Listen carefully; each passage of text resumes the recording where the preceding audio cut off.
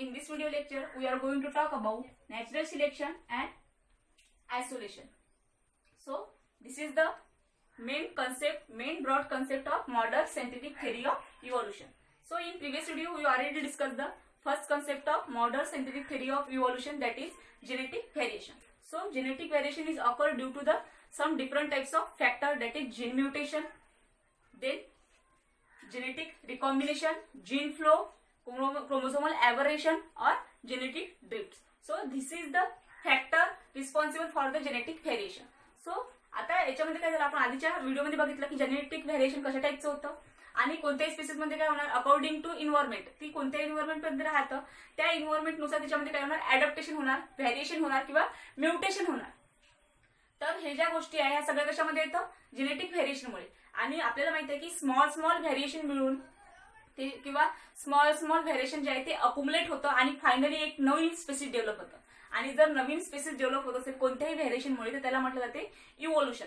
तर आता आपल्याला माहिती आहे की स्पेसिस मध्ये काय झालं, व्हेरिएशन झालं. आता ते व्हेरिएशन तर झालं, पण ते व्हेरिएशन युजफुल आहे की युजलेस आहे, म्हणजे तिच्या कामाचं आहे ते अडॅप्टेशन की तिच्या कामाचं नाही आहे. जर तिच्या कामाचं असेल, युजफुल असेल, तर ती जी स्पेसिस आहे ती नेचरमध्ये काय होणार, सिलेक्ट होणार. आणि ते जर व्हेरिएशन युजलेस असेल तर ते स्पेसिस जी आहे ती नेचरमध्ये सिलेक्ट होणार नाही, तिला रिजेक्ट केल्या जाईल. तर ते आपल्याला या व्हिडिओमध्ये बघायचं आहे नॅचरल सिलेक्शन मध्ये की कोणत्या स्पेसिस नॅचरली सिलेक्ट होतं आणि कोणत्या स्पेसिस जे आहे ते नॅचरली रिजेक्ट होतं. तर आता जे युजफुल व्हेरिएशन असेल तर ते युजफुल व्हेरिएशन काय होणार, इथे सिलेक्ट होणार. आणि जे युजलेस व्हेरिएशन आहे ते जे आहे ते काय होणार, इथे रिजेक्ट होणार. म्हणजे ती जी स्पेसिस आहे ती युजलेस जी स्पेसिस आहे ती युजलेस स्पेसिस नेचरमध्ये सर्व्हाइव्ह करू शकणार नाही.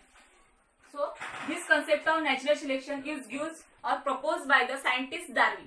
तर हा जो नॅचरल सिलेक्शनचा कन्सेप्ट होता कोणी प्रपोज केला होता, डार्विनने प्रपोज केला होता. तर डार्विनने सांगितलं होतं की जी स्पेसिस काय करू शकते, नेचरमध्ये सर्व्हाइव्ह करू शकते. फॉर एक्झाम्पल ती स्पेसिस काय असली पाहिजे, सर्व्हायवल ऑफ फिटेस्ट, सर्व्हाइव्ह करण्यासाठी काय असली पाहिजे, फिटेस्ट असली पाहिजे. अशी स्पेसिस फक्त काय होणार, नेचरमध्ये सर्व्हाइव्ह करणार किंवा नेचरमध्ये सिलेक्ट होणार. बट जी स्पेसिस नेचरमध्ये सर्व्हाइव्ह करण्यासाठी फिट नाहीये ती स्पेसिस काय करेल, नेचर रिजेक्ट करून टाकेल. तर अकॉर्डिंग टू द डार्विनच्या अकॉर्डिंग काय होतं, according to the Darwin the natural selection is the main driving force of evolution. तर इव्होल्युशनचा जो ड्रायव्हिंग फोर्स होता तो काय होता, नॅचरल सिलेक्शन. म्हणजे जर स्पेसिस नॅचरली सिलेक्ट होत असेल तरच त्या स्पेसिसचं काय होणार, इव्होल्युशन होणार, अदर त्या स्पेसिसमध्ये इव्होल्युशन होणार नाही, असं कोणाचं म्हणणं होतं, डार्विनचं. आणि डार्विन हे सांगण्यामध्ये काय झाला होता, सक्सेसफुल सुद्धा झाला होता. बट त्याची जी थेरी होती नॅचरल सिलेक्शनची त्याच्यामध्ये काही ड्रॉबॅक्स होते. तो जो व्हेरिएशन आहे ते व्हेरिएशन क्लिअर कट सांगू शकला नाही, त्याच्यामुळे त्याची ही जी थेरी होती ही रिजेक्ट झाली. बट ह्या थेरीचं जे इन्व्हॉल्वमेंट आहे ते कोणत्या थेरीमध्ये देण्यात आलं, modern scientific theory of evolution मध्ये त्याचं इन्व्हॉल्वमेंट देण्यात आलं. तर आपल्याला नॅचरल सिलेक्शन जे आहे हे नॅचरल सिलेक्शन समजण्यासाठी आपण एक एक्झाम्पल घेऊ. For example industrial melanism. तर इंडस्ट्रियल मेलॅनिझम जे आहे ते काय, आपण कारखाने बघतो, कारखान्याला काय म्हटलं जाते, इंडस्ट्री म्हटलं जातं. आता कारखान्यातून काय होतं, ब्लॅक कलरचा धूर निघतो, काळा धूर निघतो. आणि तो काळा धूर आहे तो काय करतो, पूर्ण वातावरण जे आहे ते वातावरण काय करतो, काळसर करतो. म्हणजे तो काय करतो, तो जे वातावरण त्याच्या आजूबाजू ते काय करतो, पोल्युटेट करतो. आणि ते पोल्युटेड वातावरण जे आहे त्याला म्हटलं जातं मेलॅनिझम. म्हणजे ते इनडायरेक्टली तो जो कॉन्सेप्ट आहे तो काय आहे, इंडस्ट्रियल मेलॅनिझम. इंडस्ट्रीमुळे जो काळा धूर निघतो त्याच्यामुळे जे वातावरण पोल्युटेड होतं त्याला म्हटलं जाते इंडस्ट्रियल मेलॅनिझम. तर हे इंडस्ट्रियल मेलॅनिझम जे आहे हे बेस्ट एक्झाम्पल आहे for the understanding of natural selection. तर नॅचरल सिलेक्शन समजण्यासाठी हे काय बेस्ट एक्झाम्पल आहे. सो बिफोर इंडस्ट्रियलायझेशन, आता ह्या इंडस्ट्रीज जे आहे सगळ्यात पहिले कुठे चालू करण्यात आल्या, ब्रिटनमध्ये. ठीक आहे, तर ब्रिटनमध्ये सगळ्यात पहिले इंडस्ट्रीज चालू करण्यात आल्या. तर हे इंडस्ट्रीज जे आहे कधीपासून चालू करण्यात आल्या, 1850 मध्ये. तर बिफोर इंडस्ट्रियलायझेशन मीन्स 1845च्या आधी काय झालं होतं, आपलं जे हे वातावरण होतं हे सगळं जे आपलं वेदर होतं हे काय होतं, क्लिअर होतं. म्हणजे याच्यामध्ये कोणत्याही टाईपचं पोल्युशन नव्हतं, कोणत्याही टाईपचे असे घटक नव्हते की ज्याच्यामुळे काय होणार, जे वातावरण आहे ते काय होणार, पोल्युटेड होणार. बट आफ्टर इंडस्ट्रियलायझेशन हे वातावरण जे आहे काय झालं, पोल्युटेड झालं. तर याच्यामुळे काय झालं, काही स्पेसिस ज्या होत्या त्याच्यावर काय झाला, मोठा अफेक्ट झाला. आणि त्याच्यामुळे त्या स्पेसिस ज्या आहे त्या कम्प्लिटली लॉस झाल्या आणि काही स्पेसिस ज्या आहेत त्या कम्प्लिटली काय झाल्या, डेव्हलप झाल्या. तर आपण याच्यामध्ये ते एक्झाम्पल बघू. सो याच्यामध्ये इंडस्ट्रियल मेलॅनिझम मध्ये आपल्याला एक्झाम्पल घ्यायचं आहे एक मॉथचं. ठीक आहे, आता मॉथच्या डिफरंट स्पेसिस आहे, 2 स्पेसिसचे मॉथ घेतले याच्यामध्ये. एक आहे बिस्टोन बेटेलुरिया, जिचे विंग जे आहे ते कसे होते, व्हाईट होते. देन सेकंड एक्झाम्पल आहे बिस्टोन कार्बोनेरिया. तर या दोन स्पेसीज आहे मॉथच्या. एका स्पेसीज जी पहिली स्पेसीज आहे बिस्टन बेटरुरियाची, तिचे विंग जे आहे ते व्हाईट होते, आणि बिस्टन कार्बोनोरिया जी स्पेसीज होती तिचे विंग जे आहे ते ब्लॅक होते. या दोन्ही स्पेसीज कशाच्या आहे? मॉथच्या. आता काय होतं, जेव्हा वातावरण क्लिअर होतं बिफोर इंडस्ट्रियलायझेशन इन 1845 मध्ये काय झालं, जेव्हा वातावरण आपलं काय होतं, क्लिअर होतं, अनपोल्युटेड होतं, त्याच्यामध्ये कोणत्याही टाईपचं पोल्युशन होतं, तेव्हा काय होत होतं, जे झाडाला ट्रंक आहे, जे झाडाची आपली बाहेरची साल आहे, त्या सालीवर काय होत होतं, लायकेन ग्रो होत होते. ठीक आहे. Lichen is the combination of fungi and algae. अल्गीचं आणि फंगीचं कॉम्बिनेशन आहे लायकेन. तर हे काय होतं, ते पहिले लायकेन ग्रो होत होते कशावर? प्लांटवर. ठीक आहे, किंवा ट्रीजवर. आता फॉर एक्झाम्पल ही ट्री आहे, या ट्रीच्या जी बार्क आहे बाहेरची किंवा ट्रंक आहे, या ट्रंकवर काय होते, नंबर ऑफ लायकेन जे आहे ग्रो होत होते. कधी? बिफोर इंडस्ट्रियलायझेशन, जेव्हा काय नव्हतं, पोल्युशन होतं. आणि ही जी लायकेन होते, या लायकेनचा कलर होता व्हाईट. ठीक आहे. तर हे व्हाईट कलरचे जे लायकेन होते, या लायकेनवर काय करत होते, हे जे मॉथ होते, हे मॉथ राहत होते. ब्लॅक कलरचे आणि ब्लॅक विंग असलेले आणि व्हाईट विंग असलेले दोन्ही मॉथ जे आहेत त्याच्यामध्ये काय करत होते, सर्व्हाइव्ह करत होते या लायकेनवर. तर बिफोर इंडस्ट्रियलायझेशन काय झालं, फॉर एक्झाम्पल हे जे लायकेन आहे, लायकेनवर काय असेल, व्हाईट कलरची मॉथ सर्व्हाइव्ह करत असेल. ठीक आहे. आणि हे जे लायकेन होते त्याच्यावर काय होते, ब्लॅक कलरचे मॉथ जे आहे ते सर्व्हाइव्ह करत होते. आता हे जे हे जे मॉथ आहे, हे मॉथ काय होते, नॉक्टर्नल होते. म्हणजे रात्रीच्या टाइमला काय करत होते, हे यांचं फूड सर्च करते, आणि डे टाइमला काय करत होते, हे रेस्ट करत होते. कशावर? लायकेनवर. कारण की हे जे लायकेन आहे हे काय होते, यांचं सर्व्हाइव्ह करण्याचं ठिकाण होतं. तर या ठिकाणी काय करत होते, सर्व्हाइव्ह करत होते डे टाइमला, आणि नाईट टाइमला काय करत होते, हे फूड सर्च करत होते. म्हणजे हे काय होते, नॉक्टर्नल होते. तर त्या टाइमला काय झालं, हे जे व्हाईट कलरचे व्हाईट कलरचे जे होते बिस्टन बेटेलुरिया, हे बिस्टन बेटेलुरिया मॉथ जे आहे हे काय करत होते, या व्हाईट कलरच्या लायकेनमध्ये इझिली काय होऊन जात होते, हाईड होऊन जात होते. का बरं हाईड होत होते? कारण की लायकेनचा कलर सुद्धा व्हाईट आहे, आणि त्यांचा जो विंगचा कलर आहे तो सुद्धा काय होता, व्हाईट होता. तर त्याच्यामुळे काय होत होते, हे इझिली त्या लायकेनमध्ये कॉम्युफ्लेज होत होते. म्हणजे त्यांच्या बॅकग्राऊंड मध्ये ते काय करत होते, इझिली हाईड होत होते. बट हे जे ब्लॅक कलरचे मॉथ होते बिस्टोन कार्बोनरिया, हे इझिली त्या व्हाईट कलरच्या लायकेनमध्ये कॉम्युफ्लेज होत नव्हते.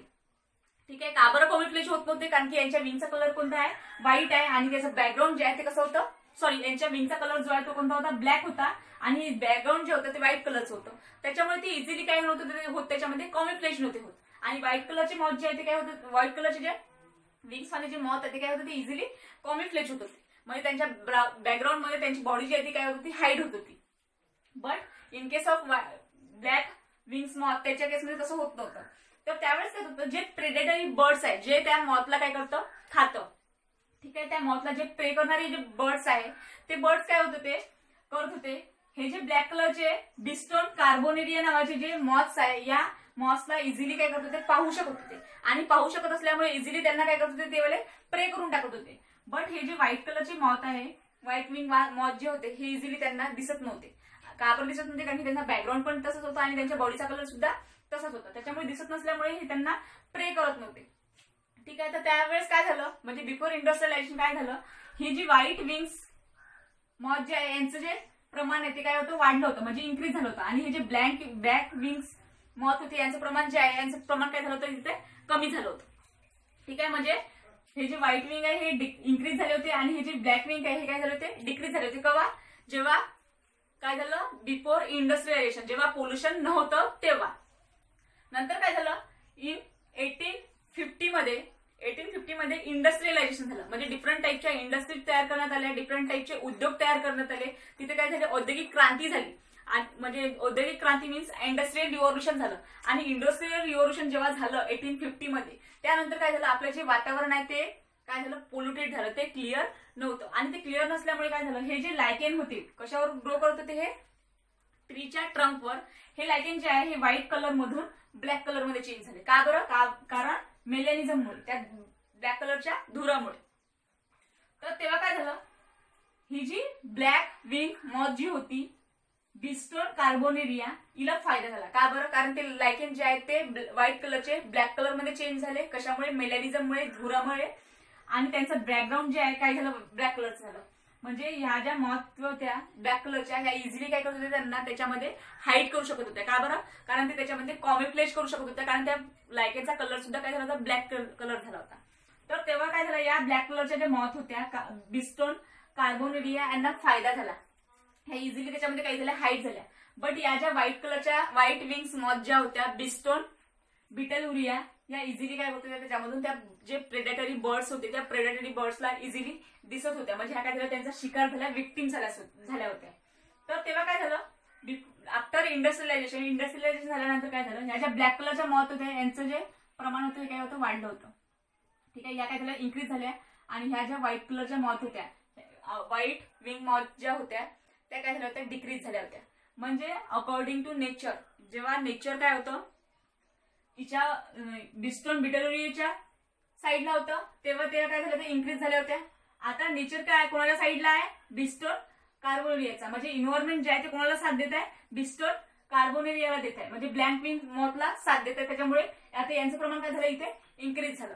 तर हे काय झालं नॅचरल सिलेक्शन म्हणजे जेव्हा पोल्युशन नव्हतं तेव्हा कोणत्या स्पेसीज नॅचरली सिलेक्ट झाल्या होत्या बिस्टोन बिटलुरिया आणि आता जेव्हा पोल्युशन आहे तेव्हा कोणत्या स्पेसीज सिलेक्ट होत आहे बिस्टोन कार्बोनेरिया.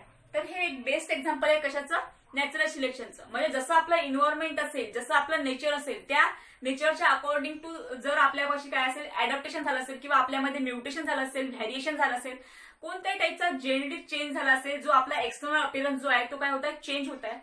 तर अशाच गोष्टीला काय करणार नेचर सिलेक्ट करणार. जर ते युजफुल असेल तर आणि ते जर हार्मफुल असेल तर ते नेचर सिलेक्ट करणार नाही त्याला काय करेल नेचर रिजेक्ट करेल. हे एक बेस्ट एक्झाम्पल आहे कशाचं नॅचरल सिलेक्शनचं. आय होप तुम्हाला नॅचरल सिलेक्शन समजलं असेल. आफ्टर दॅट आपण सेकंड पॉइंट घेऊ तो आहे आपला isolation. So what is in by isolation. Isolation is the separation of single population और separation of particular species species of population into several subunit called as the isolation. तर isolation म्हणजे काय होते isolation means separation of particular species into one or two groups or more than two groups that is called the isolation. तर हे जे isolation आहे हे isolation आता दोन टाईपचे आहे. एक आहे जिओग्राफिकल आयसोलेशन देन सेकंड आहे रिप्रोडक्टिव्ह आयसोलेशन. तर geographical isolation is also called as the physical isolation. त्याला फिजिकल आयसोलेशन सुद्धा म्हटलं जाते. का बरं फिजिकल आयसोलेशन म्हटलं जाते किंवा जिओग्राफिकल आयसोलेशन म्हटलं जाते. तर याच्यामध्ये काय होतं ज्या स्पेसीज आहे जी सिंगल पॉप्युलेशन आहे सिंगल लार्ज पॉप्युलेशन जे आहे ते one or more than one two or more than two ग्रुपमध्ये काय होतं डायव्हर्स होतं किंवा स्पेसिएशन होतं त्यांच्यामध्ये म्हणजे ते सेपरेशन होतं त्यांचं to or more than two groups मध्ये. कशामुळे तर ते होतं फिजिकल बॅरियरमुळे. जे काही फिजिकल बॅरियर असेल किंवा जिओग्राफिकल बॅरियर असेल त्या जिओग्राफिकल बॅरियरमुळे त्यांचं काय होत आहे सेपरेशन होत आहे त्यांचं आयसोलेशन होत आहे two or more than two ग्रुपमध्ये. म्हणजे ते जे लार्ज पॉप्युलेशन आहे ते स्मॉल पॉप्युलेशन मध्ये किंवा स्मॉलेस्ट पॉप्युलेशन मध्ये काय होत ते डिवाइड होत आहे बाय ओरिजिनल पॉप्युलेशन मधून. तर जे जे ओरिजिनल पॉप्युलेशन आहे कोणत्याही स्पेसीसचं divided into two or more than two groups by the physical barrier or geographical barrier that is एकतर ती रिव्हर असेल ओशन असेल माउंटेन असेल किंवा ग्लॅशियर असेल. ठीक आहे, तर याच्यामुळे जे पॉप्युलेशन काय होत आहे डिवाइड होत आहे. वन लार्ज पॉप्युलेशन जे आहे स्मॉल ग्रुपमध्ये काय होत आहे सब युनिट मध्ये डिवाइड होत आहे. तर त्या पॉप्युलेशनला म्हटलं जाते जिओग्राफिकल पॉप्युलेशन. आणि जिओग्राफिकल पॉप्युलेशन कशामुळे होतं एक तर रिव्हरमुळे होणार. फॉर एक्झाम्पल आता एखादी एरिया आहे त्या एरियामध्ये एक लार्ज पॉप्युलेशन आहे आणि त्या लार्ज पॉप्युलेशन मध्ये काय होतं एखादी रिव्हर तयार होत असेल तर रिव्हर तयार होत असल्यामुळे ते जे पॉप्युलेशन आहे ते काय होणार डिवाइड होणार टू ग्रुपमध्ये होणार किंवा मोर दॅन टू ग्रुपमध्ये होणार. आफ्टर दॅट एखाद्या ठिकाणी जर काय होत असेल ओशन तयार होत असेल ठीक आहे तर त्या ओशनमुळे सुद्धा काय होणार ते पॉप्युलेशन जे आहे ते डिवाइड होणार. ओरिजिनल पॉप्युलेशन जे आहे ते डिवाइड होणार two or more than two ग्रुपमध्ये. देन माउंटेन तयार होत असेल तर माउंटेनमुळे सुद्धा म्हणजे हे जे फिजिकल बॅरियर आहे किंवा जिओग्राफिकल बॅरियर आहे ह्या जिओग्राफिकल बॅरियरमुळे काय होत आहे स्पेसीजचं आयसोलेशन होत आहे. म्हणजे जी ओरिजिनल स्पेसीज आहे त्या ओरिजिनल स्पेसीजचं डिवायडेशन होत आहे two or more than two ग्रुप्समध्ये. तर त्याला म्हणून आपण जिओग्राफिकल आयसोलेशन. तर जिओग्राफिकल आयसोलेशनसाठी रिस्पॉन्सिबल असलेले जे बॅरियर्स आहेत ते काय आहे रिव्हर असेल ओशन असेल माउंटेन असेल किंवा ग्लॅशियर असेल. तर हे काय त्यांचे एक्झाम्पल्स आहेत. आफ्टर दॅट सेकंड आयसोलेशन पाहायचे आपल्याला reproductive isolation. So reproductive isolation is occur due to the change in genetic material change in gene pool और चेंज इन जीन फ्रिक्वेन्सी. तर हे जिओग्राफिकल आयसोलेशन कशामुळे होतं एक तर जेनेटिक मटेरियल चेंज होत असेल त्याच्यामुळे होणार. देन सेकंड कशामुळे होणार? जीन पूलमुळे होणार किंवा त्याची जर जीन फ्रिक्वेन्सी चेंज होत असेल तर त्याच्यामुळे होणार. तर त्या आयसोलेशनला म्हटलं जाते रिप्रोडक्टिव्ह आयसोलेशन. आता हे रिप्रोडक्टिव्ह आयसोलेशन जे आहे हे अगेन 2 टाइप मध्ये डिवाइड होणार. एक आहे प्री मेटिंग और प्री झायगोटिक आयसोलेशन और मेकॅनिझम. देन सेकंड आहे post mating or post झायगोटिक mechanism. म्हणजे याच्यामध्ये काय होणार? प्री मेटिंग मध्ये बिफोर फर्टिलायझेशन व्हायच्या आधीच काय होणार? इथे त्यांचं सेपरेशन होणार. आणि पोस्ट मेटिंग मध्ये काय होणार? आफ्टर फर्टिलायझेशन, म्हणजे याच्यामध्ये फर्टिलायझेशन झाल्यानंतर काय होणार? यांचं सेपरेशन होणार. तर हे आपल्याला बघायचं आहे 1 बाय 1. तर pre mating isolation pre mating or pre zygotic जे मेकॅनिझम आहे रिप्रोडक्टिव्ह आयसोलेशनचं ते डिवाइड होतं अगेन 4 टाइप्स मध्ये. Habitat isolation, seasonal isolation, ethological isolation and mechanical isolation. आणि आफ्टर दॅट जे post mating or post zygotic isolation आहे ते अगेन 3 टाइप्स मध्ये डिवाइड होतं. That is gamete mortality, zygote mortality and hybrid sterility. So 1 by 1 आपण हे जे पूर्ण प्री मीटिंग आणि पोस्ट मीटिंग जे मेकॅनिझम आहे रिप्रोडक्टिव्ह आयसोलेशनचे त्याचे टाइप बघू. सो प्री मीटिंग मध्ये काय होतं? बिफोर फर्टिलायझेशन और बिफोर गॅमेट फॉर्मेशन. तर इथे बिफोर फर्टिलायझेशन और बिफोर झायगोट फॉर्मेशन. जर झायगोट फॉर्मेशनच्या किंवा गॅमेट फॉर्मेशनच्या अगोदर काय होत असेल? त्यांचं आयसोलेशन होत असेल, त्यांचं डायव्हर्जन्स होत असेल किंवा त्यांचं स्पेसिएशन होत असेल म्हणजे सेपरेशन होत असेल तर त्याला म्हटलं जाते प्री मीटिंग किंवा प्री झायगोटिक. तर याच्यामध्ये 4 टाइप्स आहेत. तर सगळ्यात पहिला टाइप आहे हॅबिटॅट आयसोलेशन. तर हॅबिटॅट आयसोलेशन मध्ये काय होतं? ज्या स्पेसीज आहे किंवा एक पर्टिक्युलर पॉप्युलेशन जे आहे त्या पर्टिक्युलर पॉप्युलेशन मधल्या ज्या स्पेसीज आहे ते काय होतं? डायव्हर्स होतं किंवा स्पेसिएशन होतं, त्यांचं डिफरंट ग्रुपमध्ये डिवाइड होतं. का बरं? कारण त्यांच्या हॅबिटॅटमुळे. फॉर एक्झाम्पल त्याच्यामध्ये एखादी पॉप्युलेशन राहत आहे, एखादी हॅबिटॅट आहे, सेम जिओग्राफिकल रिजन आहे. ठीक आहे, रिजन कसं आहे? सेम आहे, सेम जिओग्राफिकल रिजन आहे. पण त्या सेम जिओग्राफिकल रिजन मधलं जे पॉप्युलेशन आहे त्यांच्या ज्या हॅबिटॅट आहे त्या कशा आहे? डिफरंट आहे. फॉर एक्झाम्पल आता पॉप्युलेशन आहे त्या पॉप्युलेशन मध्ये डिफरंट इंडिव्हिज्युअल आहे. तर डिफरंट इंडिव्हिज्युअल मधले काही इंडिव्हिज्युअल जे आहे ते कशा आहे? नॉक्टर्नल आहे म्हणजे नाईट ड्वेलर आहे. आणि काही जे इंडिव्हिज्युअल आहे ते काय आहे? डे ड्वेलर आहे. म्हणजे काही इंडिव्हिज्युअल जे आहे ते काय करतं? रात्रीच्या टाइमला त्यांचं फूड सर्च करतं आणि काही जे इंडिव्हिज्युअल आहे ते काय करतं? डे टाइमला त्यांचं फूड सर्च करतं. म्हणजे यांच्या ज्या हॅबिट आहे त्या कशा आहे? डिफरंट आहे. आणि त्यांच्या हॅबिट डिफरंट असल्यामुळे ते काय होणार? एकमेकांसोबत मीटिंग करू शकणार नाही. आणि ते एकमेकांसोबत मीटिंग करू शकणार नाही म्हणून त्यांच्यामध्ये काय झालंय? हॅबिटॅट आयसोलेशन मध्ये झालाय. त्यांच्या हॅबिटॅटमुळे काय झालं? त्यांच्यामध्ये सेपरेशन झालंय. त्याच्यामुळे ते काय करू शकत नाही? मेटिंग करू शकत नाही. आणि मेटिंग करू शकत नाही म्हणून त्यांच्यामध्ये काय होणार नाही? फर्टिलायझेशन होणार नाही किंवा त्यांच्यामध्ये झायगोट फॉर्मेशन होणार नाही. तर याला म्हटलं जाते हॅबिटॅट आयसोलेशन. हॅबिटॅट आयसोलेशन मध्ये काय होतं? स्पेसिस जरी एका जिओग्राफिकल रिजन मध्ये राहत असेल तर त्याच्यामध्ये मेटिंगचे चान्सेस जे आहेत ते खूप कमी आहे. आणि ते मेटिंगचे चान्सेस का बरं कमी आहे? कारण त्यांचे जे हॅबिट आहे, जी त्यांची फूड सर्च करण्याची हॅबिट आहे, काही इंडिव्हिज्युअलची रात्रीची आहे, काही इंडिव्हिज्युअलची जी आहे ती डे टाइमची आहे. तर त्याच्यामुळे ते काय करू शकत नाही? मेटिंग करू शकत नाही. तर याला म्हटलं जाते habitat isolation. After that second आहे सीझनल आयसोलेशन. तर सीझनल आयसोलेशन मध्ये काय होतं? सीझनल आयसोलेशन मध्ये सुद्धा जे इंडिव्हिज्युअल आहे ते काय होतं किंवा जे पॉप्युलेशन आहे ते सेम जिओग्राफिकल एरियामध्ये राहतं. ठीक आहे, ते राहतं सेम जिओग्राफिकल एरियामुळे पण त्यांचं जे रिप्रोडक्शन आहे ते कसं आहे? सीझनल आहे. म्हणजे काही स्पेसीजचं जे रिप्रोडक्शन आहे ते विंटरमध्ये होत असेल तर काही स्पेसीजचं जे रिप्रोडक्शन आहे किंवा रिप्रोड्यूस जे होत असेल किंवा मेटिंग जे होत असेल ते कोणत्या सीझनमध्ये होत असेल? समरमध्ये. म्हणजे काही समरमध्ये रिप्रोड्यूस होतात, काही विंटरमध्ये रिप्रोड्यूस होतात. आणि त्यांचा रिप्रोडक्शन जो सीझन आहे तो डिफरंट असल्यामुळे काय झालं? त्यांच्यामध्ये मेटिंग होण्याचे चान्सेस जे आहेत ते खूप कमी आहे.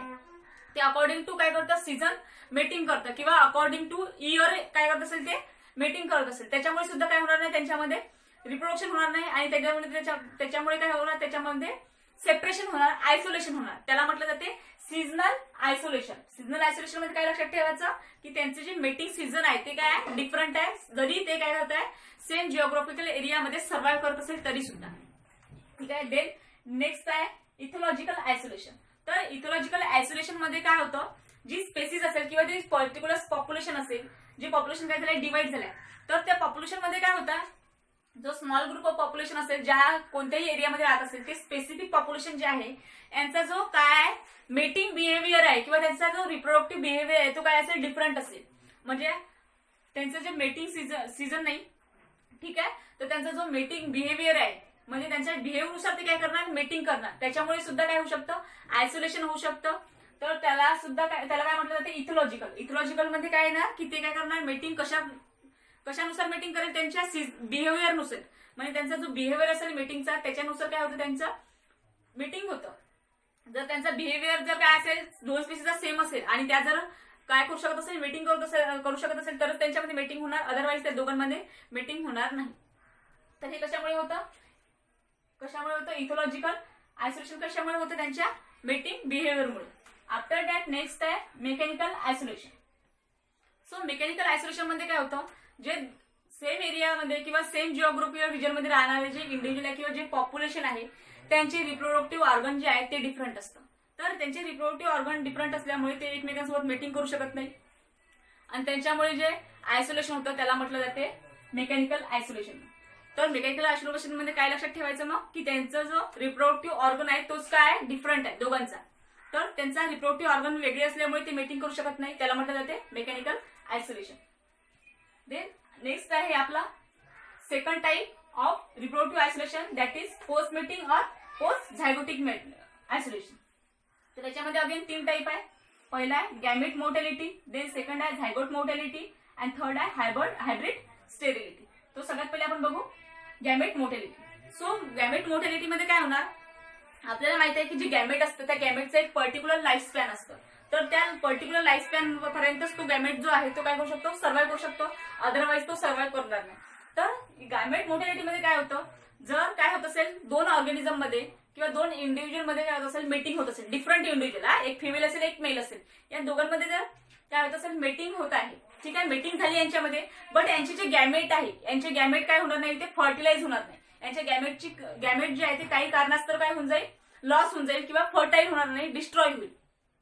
तर त्याला म्हटलं जाते गॅमेट मोर्टॅलिटी. म्हणजे त्यांच्या गॅमेट का बरं होत नाही फ्यूज किंवा का बरं फर्टिलाइज होत नाही, कारण त्यांची काय झाली असेल, लाईफ स्पॅन संपली असेल किंवा काही रिझन असेल, काही जे नॅचरल प्रॉब्लेम असेल त्यांच्यामुळे काय होणार नाही, त्यांच्यामध्ये गॅमेट जे आहे ते फ्यूज होणार नाही. फॉर एक्झाम्पल 2 डिफरंट फेसेस असेल, एकाच जिओग्राफिकल एरियामध्ये राहत आहे, ठीक आहे. फॉर एक्झाम्पल कॅट आहे, डॉग आहे, यांच्यामध्ये जर काय होत असेल, मीटिंग होत असेल, ठीक आहे, यांच्यामध्ये मीटिंग झाली, यांचे गॅमेट सुद्धा काय झाले, आले जवळजवळ, पण हे गॅमेट जे आहे एकमेकांना काय करू शकत नाही, फर्टाईल करू शकत नाही, म्हणजे फर्टिलाइज करू शकत नाही आणि हे झायगोट फॉर्म करू शकत नाही. तर ते गॅमेट जर झायगोट फॉर्म करू शकत नसेल तर त्याला म्हटलं जाते गॅमेट मोर्टॅलिटी. देन आपल्याला सेकंड आहे झायगोट मोर्टॅलिटी. तर झायगोट मोर्टॅलिटी मध्ये काय होणार, जर 2 डिफरंट फेसेस आहे यांच्यामध्ये काय होणार, गॅमेट फॉर्मेशन होणार, यांच्यामध्ये क्रॉसिंग होणार, यांचं गॅमेटचं फर्टिलायझेशन सुद्धा होणार, पण यांचा जो झायगोट तयार होईल तो झायगोट सर्व्हाइव्ह करणार नाही. काही रिझनमुळे तो झायगोट जो आहे ते काय होऊन जाईल, त्या झायगोटची डेथ होऊन जाईल किंवा तो झायगोट जो आहे तो डिस्ट्रॉय होऊन जाईल, तो सर्व्हाइव्ह करणार नाही. तर अशा गोष्टीला म्हटलं जाते झायगोट मोर्टॅलिटी. म्हणजे याच्यामध्ये गॅमेट जे आहे ते फ्यूज होणार, बट तो जो झायगोट तयार झालाय त्या गॅमेटच्या फ्युजनमुळे, फर्टिलायझेशनमुळे, तो झायगोट जो आहे तो सर्व्हाइव्ह करणार नाही, त्याला म्हटलं जाते zygote mortality. After that third आहे हायब्रिड स्टरिलिटी. तर हायब्रिड स्टरिलिटी मध्ये काय होणार, त्याच्यामध्ये गॅमेटचं जे फर्टिलायझेशन आहे ते सुद्धा होणार, म्हणजे 2 गॅमेट जे आहे एकमेकांना फर्टिलाइज सुद्धा करेल, त्यांच्यापासून झायगोट सुद्धा तयार होईल, तो झायगोट डेव्हलप सुद्धा होणार आणि त्या झायगोट पासून एक नवीन ऑर्गॅनिझम जो आहे किंवा नवीन स्पेसिस जी आहे ती डेव्हलप सुद्धा होणार. बट जी नवीन स्पेसिस डेव्हलप झाली ती काय असेल, स्टराईल असेल. का बरं स्टराईल असेल, कारण ते 2 डिफरंट टाईपच्या गॅमेट पासून काय झाली आहे, तयार झाली आहे, आणि 2 डिफरंट टाईपच्या गॅमेट पासून तयार झाल्यामुळे त्यांच्यामुळे त्याची जे हायब्रिड तयार झालं तो कसा असेल, स्टेराईल असेल, म्हणजे तो म्यूल असेल, तो नंतर रिप्रोडक्शन करून दुसरी स्पेसिस तयार करू शकणार नाही. फॉर एक्झाम्पल आपण एक एक्झाम्पल घेतलं तर एक प्रयोग करण्यात आला होता, एक एक्सपेरिमेंट करण्यात आला कशावर, डॉंकी आणि हॉर्सवर. तर डॉंकीचं आणि हॉर्सचं क्रॉसिंग केल्यानंतर त्याच्यापासून एक नवीन ऑर्गॅनिझम तयार करण्यात आलं, त्या ऑर्गॅनिझमचं नाव होतं खेचर, ठीक आहे. तर हे कशाचं क्रॉसिंग होतं, डॉंकीचं आणि हॉर्सचं. आता डॉंकी आणि हॉर्स हे दोन्ही काय डिफरंट टाईपच्या स्पेसिस आहे, या डिफरंट टाईपच्या स्पेसिसचं काय झालं, तिथे क्रॉसिंग झालं, त्यांच्यावर गॅमेट एकत्र झाले, त्यांचं फर्टिलायझेशन झालं, त्याच्यापासून झायगोट सुद्धा तयार झाला आणि त्यांच्यापासून नवीन इंडिव्हिज्युअल सुद्धा तयार करण्यात आला. त्याचं नाव काय होतं, खेचर. तर तो खेचर जरी तयार करण्यात आला पण तो खेचर कसा होता, म्यूल होता. म्हणजे त्या खेचर पासून जर आपण त्या खेचरचं अगेन रिप्रोडक्शन केलं, अगेन दुसऱ्या ऑर्गॅनिझम सोबत जर मेटिंग केली तर तो त्या खेचर पासून नवीन ऑर्गॅनिझम तयार होऊ शकत नाही. अशा ऑर्गॅनिझमला म्हटलं जाते स्टराईल किंवा म्यूल, म्हणजे त्याच्यापासून नवीन जनरेशन पुन्हा रिप्रोड्यूस होणार नाही. तर हे जे एक्झाम्पल आहे कशाचं आहे, हायब्रिड स्टरिलिटीचं. म्हणजे 2 डिफरंट टाईपच्या इंडिव्हिज्युअल पासून दोन डिफरंट स्पेसिसच्या इंडिव्हिज्युअल पासून काय होणार, एक हायब्रिड तर तयार होणार, पण तो कसा असेल, स्टराईल असेल, त्याच्यापासून नवीन जनरेशन तयार होणार नाही, तर त्याला म्हटलं जाते hybrid sterility. So this is the all over idea about the natural selection and reproductive or isolation. So आपण याच्यामध्ये काय काय बघितलं, नॅचरल सिलेक्शन बघितलं. नॅचरल सिलेक्शन मध्ये आपण एक एक्झाम्पल बघितलं कशाचं, इंडस्ट्रियल मेलॅनिझमचं. आफ्टर दॅट आपण बघितलं आयसोलेशन. सो आयसोलेशन मध्ये काय होतं, separation of particular species into 2 or more than 2 ग्रुप्स. तर एखाद्या स्पेसिसचं काय होत असेल, 2 किंवा 2 पेक्षा जास्त ग्रुपमध्ये सेपरेशन होत असेल, त्याला म्हटलं जाते आयसोलेशन. आता आयसोलेशन जे आहे ते 2 टाईपचं होतं, जिओग्राफिकल आणि रिप्रोडक्टिव्ह. तर जिओग्राफिकल मध्ये काय होतं, काही फिजिकल बॅरियर जे आहे त्या फिजिकल बॅरियरमुळे त्यांचं काय होतं, सेपरेशन होतं, डायव्हर्जन्स होतं किंवा त्यांच्यामध्ये स्पेसिएशन होतं. आणि रिप्रोडक्टिव्ह मध्ये काय होते, त्यांच्या रिप्रोडक्टिव्ह नेचरमुळे, म्हणजे त्यांचा फॉर एक्झाम्पल त्यांचं जेनेटिक मटेरियलमुळे, जीन पूलमुळे किंवा जीन फ्रिक्वेन्सीमुळे, त्यांच्यामुळे सुद्धा त्यांचं काय होतं, रिप्रोडक्टिव्ह आयसोलेशन होतं. आता रिप्रोडक्टिव्ह आयसोलेशन मध्ये 2 टाईप होते, प्री मेटिंग आणि पोस्ट मेटिंग. तर प्री मेटिंग मध्ये आपण 4 टाईप बघितले, habitat isolation, seasonal isolation, ethological isolation, mechanical isolation. तर हॅबिटेट मध्ये काय होतं, त्यांच्या हॅबिटेटमुळे ते काय करू शकत नाही, मेटिंग करू शकत नाही. देन सिजनल आयसोलेशन मध्ये काय होतं, त्यांचे जे मेटिंग सीझन आहे ते डिफरंट असल्यामुळे ते आयसोलेशन करू सीजनल सीझन जे आहे त्यांचे डिफरंट असल्यामुळे त्याच्यामुळे सुद्धा ते काय करू शकत नाही, मेटिंग करू शकत नाही. आफ्टर दॅट इथोलॉजिकल मध्ये काय होतं, त्यांचे जे मेटिंग बिहेवियर आहे ते मेटिंग बिहेवियर डिफरंट असल्यामुळे ते काय करू शकत नाही, मेटिंग करू शकत नाही.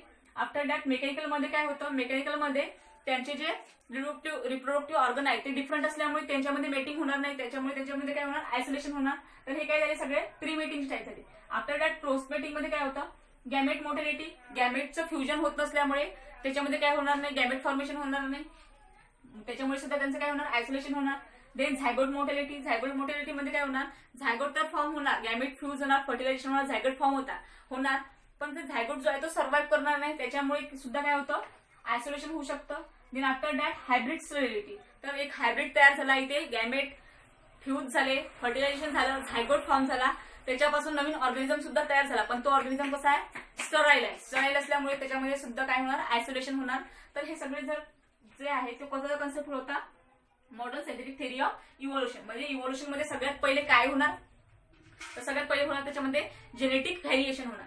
जेनेटिक व्हेरिएशन झाल्यामुळे ते व्हेरिएशन आता युजफुल आहे की युजलेस आहे त्याच्या अनुसार काय होणार, त्याच्यामध्ये नॅचरल सिलेक्शन होणार. युजफुल असेल तर नॅचरली सिलेक्ट होणार, युजलेस असेल तर नॅचरली रिजेक्ट होणार. आफ्टर दॅट त्यांच्यामध्ये काय होणार, ते जे इव्होल्युशन झालं आहे किंवा ते जे नॅचरली सिलेक्ट झालेले स्पेसिस असलेले ऑर्गॅनिझम असेल त्यांचं काय होणार, नंतर आयसोलेशन होणार, सेपरेशन होणार, according to the environmental condition काय करणार, ते बिहेव करणार. तर या सगळ्या गोष्टी कशामध्ये येतं, modern scientific theory of evolution. So I hope you understand this modern scientific theory of evolution. So thank you.